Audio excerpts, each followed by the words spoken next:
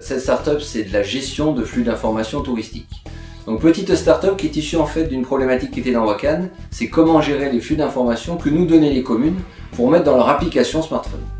C'était une grosse problématique puisque les flux étaient tous différents, parlaient de plein de choses. Et puis un jour on a pensé faire un agrégateur de flux d'informations qui permet de regrouper tous les flux sur un instant T, sur un territoire donné et de voir ce qu'on dit sur le territoire à un moment donné.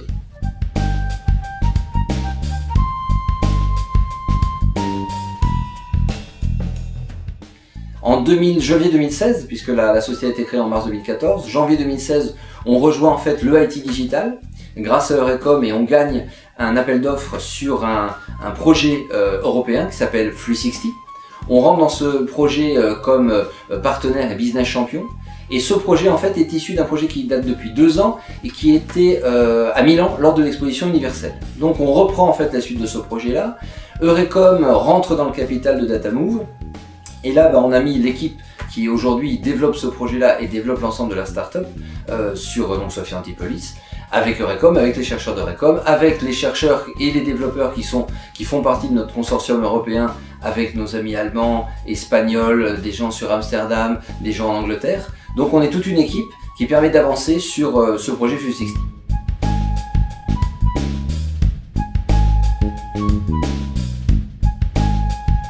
Alors qu'est-ce que c'est ? Très simplement, on est capable en fait de scanner ce que l'on dit sur un territoire donné sur le net. On prend des informations de Facebook, des informations de Google, des informations de l'open data, ce qu'on appelle du big data.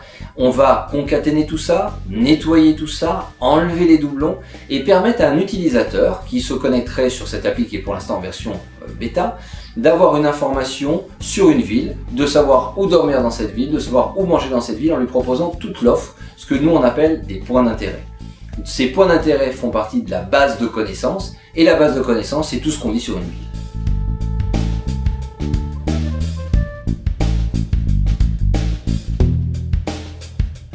Alors aujourd'hui on a installé ça en test sur la ville de Nice justement, qu'on a présenté ça à Innovative City.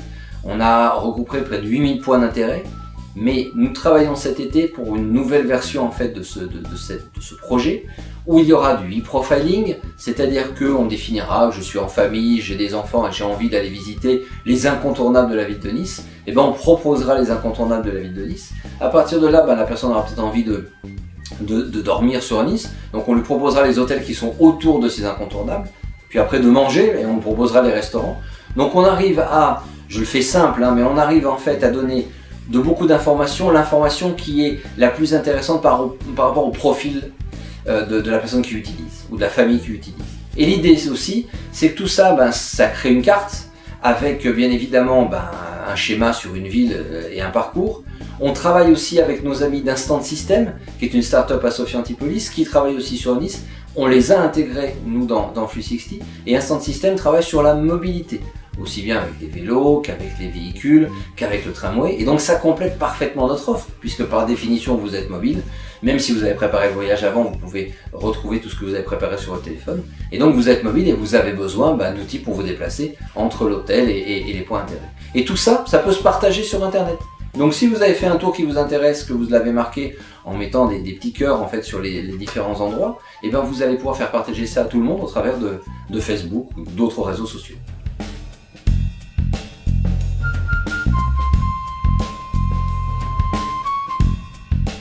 Au niveau donc de Datamove, aujourd'hui on a eu un business angel qui est Jean-Claude Guignard qui a investi dans Datamove. Nous avons eu de l'aide, il faut les citer, de la BPI qui a cru et croit toujours en nous puisqu'ils nous ont aidés aussi cette année.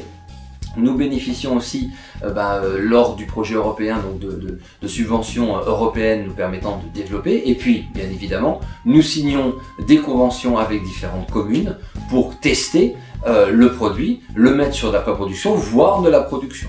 Donc aujourd'hui bien évidemment nous cherchons, j'ai envie de dire, des fonds pour développer commercialement. Le produit sera finalisé, bien évidemment il évolue toujours, mais il sera finalisé et vendable en septembre. Donc aujourd'hui on a besoin de ressources pour aller vendre. Pourquoi ? Notre marché, quel est-il ? des grands événements.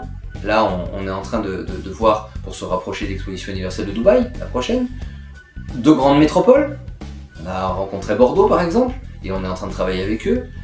Et aussi des lieux qui pourraient être des grands concerts. On voulait faire ça également pour la Coupe d'Europe.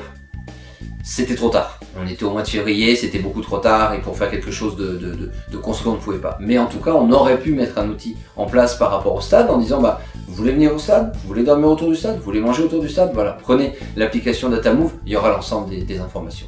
Alors pour bien que ce soit clair pour tout le monde, Datamove est le nom de la société, le nom du projet est 360, et ce projet 360, donc un 3 CIXTY, on l'a renommé parce que pour qu'il soit plus explicite en CityMove. Ce qui permet comme ça d'être beaucoup plus explicite et facilement mémorisable.